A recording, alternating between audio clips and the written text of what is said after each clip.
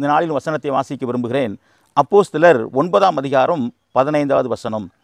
அதற்கு கர்த்தர், நீ போ, அவன் புறஜாதிகளுக்கும் ராஜாக்களுக்கும் இஸ்ரவேல் புத்திரருக்கும் என்னுடைய நாமத்தை அறிவிக்கிறதற்காக நான் தெரிந்து கொண்ட பாத்திரமாய் இருக்கிறான் என்று எழுதப்பட்டிருக்கிறது.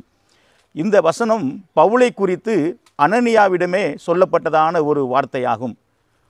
அனனியாவை பார்த்து ஆண்டவர் சொல்லுகிறார், பவுலை போய் சந்தித்து அவனுக்கு பார்வை கிடைக்கவும் அவன் பரிசுத்த ஆவியால் நிரப்பப்படும்படியாகவும் அவனுக்கு கட்டளை கொடுக்கிறார். அப்பொழுது பவுலை குறித்து அவன் பயப்படுகிறான். அவன் எல்லோரையும் அடிக்கவும் கொல்ல வந்திருக்கான் என்று சொல்லி பயப்படுகிறான். அப்படி பயப்படும் பொழுதுதான் ஆண்டவர் அனனியாவை பார்த்து சொல்லுகிறார், பவுலை சந்திக்க நீ போ, அவன் புறஜாதிகளுக்கும் ராஜாக்களுக்கும் இஸ்ரவேல் புத்திரருக்கும் என் நாமத்தை அறிவிக்கிறதற்காக நான் தெரிந்து கொண்ட பாத்திரமாய் இருக்கிறான் என்று அவர் சொல்லுகிறார். இந்த வசனத்தை நாம் பார்க்கும் பொழுது பவுல் ரட்சிக்கப்பட்ட அந்த நாளில்தானே அவனுடைய ஊழியத்தை குறித்த ஒரு பெரிய திட்டத்தை ஆண்டவர் வெளிப்படுத்துவதை நாம் அங்கே பார்க்கிறோம். பவுல் ஆண்டவர் ஏற்றுக்கொண்ட நாளிலே தேவன் தன்னுடைய கரத்தில் இருக்கிறதான் அவனை குறித்த ஒரு ஊழிய திட்டத்தை வெளிப்படுத்துவதை நாம் பார்க்கிறோம். எரேமியாவை குறித்து ஆண்டவர் சொல்வது என்ன? எரேமியா 1:5 நாம் வாசிப்போம் என்று சொன்னால், நான் உன்னை தாயின் வயிற்றில் உருவாக்கும் முன்னே உன்னை அறிந்தேன், நீ கற்பத்திலிருந்து வெளிப்படும் முன்னே நான் உன்னை பரிசுத்தம் பண்ணி உன்னை ஜாதிகளுக்கு தீர்க்கதரிசியாக கட்டளையிட்டேன் என்று சொன்னார் என்று எழுதப்பட்டிருக்கிறது. அருமையான தேவனுடைய பிள்ளைகளே, தேவன் நம்மை எப்பொழுது அறிந்தாராம்? தாயின் வயிற்றில் உருவாகும் முன்னே அவர் அறிந்தார். ஊழிய அழைப்பு எப்போது வந்தது? கற்பத்திலிருந்து வெளிப்படும் முன்னே ஊழிய அழைப்பு வந்தது. என்ன வகையான ஊழியம் என்பதை ஆண்டவர் எப்பொழுது தீர்மானித்தார்? கற்பத்தில் இருக்கும் பொழுதே என்ன ஊழியம் என்பதை ஆண்டவர் தீர்மானித்தார். அதைத்தான் பவுல் சொல்லுகிறார் கலாத்தியர் 1:15, அப்படி இருந்தும் நான் என் தாயின் வயிற்றில் இருந்தது முதல் என்னை பிரித்தெடுத்து தம்முடைய கிருபையினால் அழைத்த தேவன் என்று. பவுலை ஆண்டவர் எப்பொழுது பிரித்தெடுத்தாராம்? தாயின் வயிற்றில் இருக்கும் பொழுதே அவர் பிரித்தெடுத்தாராம். மேற்கண்ட வசனங்களிலிருந்து நாம் கண்டுகொள்ள வேண்டிய ஒரு காரியம் என்ன, அல்லது அறிந்து கொள்ள வேண்டிய காரியம் என்ன? தாயின் வயிற்றில் இருக்கும் பொழுதே நம்முடைய ஊழியத்தையும் நம்முடைய வாழ்க்கையும் ஆண்டவர் டிசைன் பண்ணி விடுகிறார். நம்முடைய வாழ்க்கையையும் ஊழியத்தையும் வடிவமைப்பது, நிர்ணயிப்பது அல்லது டிசைன் பண்ணுவது நம்முடைய ஆண்டவர் என்பதை நாம் மறந்து போகக்கூடாது. நம்முடைய வாழ்க்கையிலும் ஊழியத்திலும் நடக்கும் காரியங்கள் எல்லாம் தற்செயலாய் நடக்கும் காரியங்கள் அல்ல. எல்லாமே தாயின் வயிற்றில் இருக்கும்போதே தேவனால் நிர்ணயிக்கப்பட்டவை என்பதை நாம் அறிந்து கொள்ள வேண்டும். நம்முடைய வாழ்க்கையிலும் நம்முடைய ஊழியத்திலும் நடந்து வருபவை நமக்கு வியப்பாக ஆச்சரியமாக தோன்றலாம். ஆனால் அவை ஆண்டவருக்கு ஆச்சரியத்தையும் வியப்பையும் கொடுப்பதில்லை. ஏனென்று சொன்னால், தாயின் வயிற்றில் நாம் இருக்கும்போதே அங்கே உருவாக்கப்படும் முன்பதாகவே ஆண்டவர் நம்முடைய வாழ்க்கையை குறித்தும் நம்முடைய ஊழியத்தை குறித்தும் அவர் டிசைன் பண்ணி நிர்ணயித்து வடிவமைத்து வைத்து விட்டபடியினாலே நம்முடைய ஊழியத்திலும் வாழ்க்கையில் நடக்கும் எந்த ஒரு காரியமும் ஆண்டவருக்கு வியப்பையோ ஆச்சரியத்தையோ அது கொடுப்பதில்லை. கர்த்தருக்கு மகிமை உண்டாவதாக. நாம் தாயின் வயிற்றில் இருக்கும் பொழுதே நம்மை குறித்து ஆண்டவர் வரைந்து வைத்திருக்கிற வரை படத்தை எந்த ஒரு மனுஷனாலும், எந்த ஒரு அரசாட்சியாலும், எந்த ஒரு சட்டத்தாலும் மாற்றி அமைக்கவும் முடியாது, திருத்தவும் முடியாது என்பதை நாம் மறந்து போகக்கூடாது. இப்படிப்பட்ட பெரிய விசுவாசம் நமக்கு தேவை. எப்படிப்பட்ட விசுவாசம்? ஆண்டவருடைய கருவிலே நான் இருக்கும்போதே என்னை குறித்து ஆண்டவர் என்னுடைய வாழ்க்கையை குறித்தும் ஊழியத்தை குறித்தும் ஆண்டவர் ஒரு வரைபடத்தை வைத்திருக்கிறார், ஒரு டிசைன் போட்டிருக்கிறார். அந்த வரைபடத்தை, அந்த டிசைனை எந்த ஒரு மனிதனாலும், எந்த ஒரு அரசாட்சியாலும், எந்த ஒரு சட்டத்தாலும் மாற்றவோ திருத்தவோ அழிக்கவோ முடியாது. இப்படிப்பட்ட ஒரு பெரிய விசுவாசம் இப்போது நமக்கு தேவை. ஏன் தேவை என்று சொன்னால், நாம் வாழ்ந்து கொண்டிருக்கிற இந்த காலம் ஒரு கடைசி காலமாகும். இந்த கடைசி காலத்திலே இனி தேசத்திலே ஒரு பெரிய சமாதானத்தையும் ஒரு பெரிய மகிழ்ச்சியையும் ஒரு பெரிய ஆசீர்வாதத்தையும் நாம் எதிர்பார்க்க முடியாது.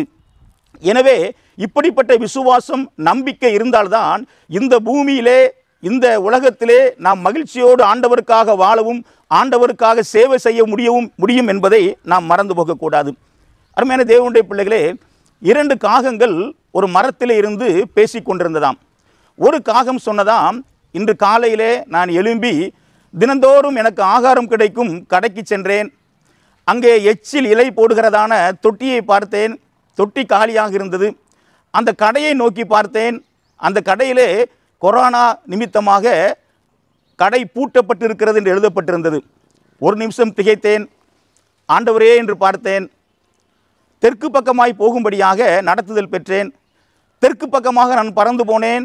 அங்கே ஒரு பாட்டி சாப்பாடு கெட்டுவிட்டது என்று சொல்லி கொட்டி கொண்டிருந்தாள். நம்முடைய சகாக்கள் எல்லாரையும் கூப்பிட்டு வயிறார சாப்பிட்டேன். 2 நாட்களுக்கு சாப்பாடு தேவையே இல்லை என்பது போல் இருக்கிறது, கர்த்தருக்கு ஸ்தோத்திரம் என்று சொன்னதாம். அடுத்த காக்கா சொன்னதாம், உனக்கு இருக்கிற ஞானம் கூட மனிதர்களுக்கு இல்லையே என்று சொல்லி. இந்த காக்கா என்ன அப்படி சொல்லுகிறாய் என்று கேட்டதாம். உடைய அந்த காக்கா சொன்னதாம், நான் இன்று காலையிலே ஒரு மரத்தின் மேலே உட்கார்ந்திருந்தேன். கீழே 2 மனிதர்கள் இப்படியாக பேசி கொண்டிருந்தார்கள். ஒரு மனிதன் சொன்னான், கொரோனா வந்து விட்டது, லாக்டவுன் போட்டு விட்டார்கள், என்னுடைய வாழ்க்கையே மாறிவிட்டது, என்னுடைய தொழிலெல்லாம் முடங்கிவிட்டது, என்ன செய்வதென்றே எனக்கு தெரியவில்லை என்று சொல்லி கொண்டிருந்தான். அதை கேட்ட இன்னொரு மனிதன் சொன்னான், கொரோனா வந்து விட்டது, லாக் டைம் போட்டு விட்டார்கள், அதோடு மாத்திரமல்ல சட்டங்கள் வேறு புதிதாக ஏற்றுவார் என்று சொல்லப்பட்டு கொண்டிருக்கிறது, எனவே நான் எப்படி ஊழியம் செய்வது என்று எனக்கு தெரியவில்லை, ஊழிய வாசலெல்லாம் அடைக்கப்பட்டது போல் இருக்கிறது என்று அவன் சொன்னான். அந்த காக்கா சொன்னதாம், நாம் இனி மனிதர்களுக்காக கிரமமாய் ஜெபிக்க வேண்டும் என்று சொல்லி, நமக்கு இருக்கிற ஞானம் கூட மனிதர்களுக்கு இல்லாதபடியினாலே இனி கிரமமாய் மனிதர்களுக்காக ஜெபிப்போம் என்று சொல்லி 2 காக்கைகளும் மனிதர்களுக்காக ஜெபிக்க ஆரம்பித்ததாம். இது ஒருவேளை வேடிக்கையாக தோன்றலாம், இதிலே ஒரு உண்மை இருக்கிறது என்பதை நாம் மறந்து போகக்கூடாது. இன்று நம்மில் அநேகர் யோசிக்கிறோம், கொரோனா வந்துவிட்டது, லாக்டவுன் வந்துவிட்டது, எனக்கு வருமானம் இல்லை, தொழில் இல்லை, என்ன செய்வதென்றே தெரியவில்லை, தொழிலெல்லாம் மூடிவிட்டது என்று சொல்லி நாம் யோசித்து கொண்டிருக்கிறோம்.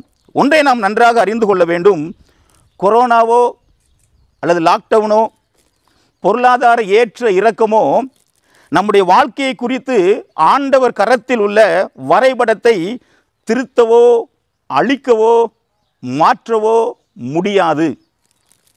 வரைபடத்தில் ஆண்டவர் நம்மை குறித்து கரத்திலே இருக்கிறதான வரைபடத்தில் கொரோனா, லாக்டவுன் எல்லாமே குறிக்கப்பட்டு இருக்கிறது.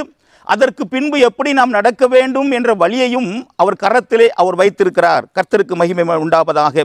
எனவே இதற்கு பின்பு எப்படி அந்த வரைபடம் அமைந்திருக்கிறது என்பதை ஆண்டவர்கிட்ட கேட்டு அந்த வழியிலே நாம் முன்னேறி செல்ல வேண்டும் என்று சொல்லி ஆண்டவர் விரும்புகிறார். இன்னும் அநேகர் சொல்வது உண்டு, அந்த அரசு இருக்கும் வரை ஊழியத்திற்கு தடையே இல்லை, இந்த அரசில் ஊழியம் செய்ய முடியவில்லை, சட்டம் போட்டால் இன்னும் ஊழியம் செய்யவே முடியாது என்று சொல்லி அநேகர் புலம்பிக் கொண்டிருப்பார்கள். ஒன்றை நான் சொல்ல விரும்புகிறேன், நம்முடைய ஊழியத்தை டிசைன் செய்வது ஆண்டவர். நம்முடைய ஊழியத்தை டிசைன் செய்வது அரசாட்சிகளோ அரசை ஆண்டு கொண்டிருக்கிறவர்களோ அவர்கள் போடும் சட்டமோ நம்முடைய ஊழியத்தை டிசைன் பண்ணுவதில்லை, வடிவமைப்பதில்லை, நிர்ணயிப்பதில்லை. நம்முடைய ஊழியத்தையும் நம்முடைய ஜீவியத்தையும் நிர்ணயித்திருப்பது ஆண்டவர், டிசைன் பண்ணி இருப்பது ஆண்டவர். நம்முடைய ஊழியத்தை குறித்து தாயின் கற்பத்திலே நாம் இருக்கும் போதே ஆண்டவர் டிசைன் பண்ணிவிட்டார், நிர்ணயித்து விட்டார், வடிவமைத்து விட்டார். எந்த ஒரு அரசோ அரசியல் சட்டங்களோ லாக்டவுனோ கொரோனாவோ நம்முடைய ஊழியத்தை அழிக்க முடியாது, மாற்ற முடியாது, திருத்த முடியாது என்பதை நாம் நன்றாக மனதிலே வைத்துக் கொள்ள வேண்டும். இந்த விசுவாசம் இருந்தால் மட்டுமே வருங்காலத்திலே மகிழ்ச்சியோடு நாம் கர்த்தருக்கு ஊழியம் செய்ய முடியும். அருமையான தேவனுடைய பிள்ளைகளே, இப்படிப்பட்ட விசுவாசம் இருந்தால் மாத்திரமே வருங்காலத்திலே கர்த்தருக்காக மகிழ்ச்சியோடு கூட விடுதலையோடு கூட ஊழியம் செய்ய முடியும் என்பதை நாம் அறிந்து கொள்ள வேண்டும். ஊழியத்தில் ஒரு வழி அடைக்கப்படும் பொழுது இன்னொரு வழி திறந்தே இருக்கும். திறந்திருக்கும் அந்த வழியை பார்த்து நாம் முன்னேறி செல்ல வேண்டும். நம்முடைய வாழ்க்கையும் ஊழியமும் தேவனால் டிசைன் செய்யப்பட்டு அவருடைய கரத்திலே உள்ளது என்ற விசுவாசத்தோடு நாம் முன்னேறி செல்ல வேண்டும் என்று ஆண்டவர் விரும்புகிறார். நம்முடைய ஊழியமும் நாம் தாயின் கற்பத்திலே இருக்கும் பொழுதே வடிவமைக்கப்பட்டு டிசைன் செய்யப்பட்டு அந்த பாதையிலே தேவன் நம்மை நடத்தி கொண்டிருக்கிறார். ஒரு வழி அடைக்கப்படும் பொழுது இன்னொரு வழியை நிச்சயமாய் ஆண்டவர் திறந்து வைத்திருப்பார். அந்த வழியை பார்த்து நாம் முன்னேறி செல்ல வேண்டும் என்று ஆண்டவர் விரும்புகிறார். நம்முடைய ஜீவியமும் நம்முடைய ஊழியமும் தேவனால் டிசைன் செய்யப்பட்டது, மறந்து விடாதீர்கள். தேவன் தாமே உங்களை ஆசீர்வதிப்பாராக. ஆமென்.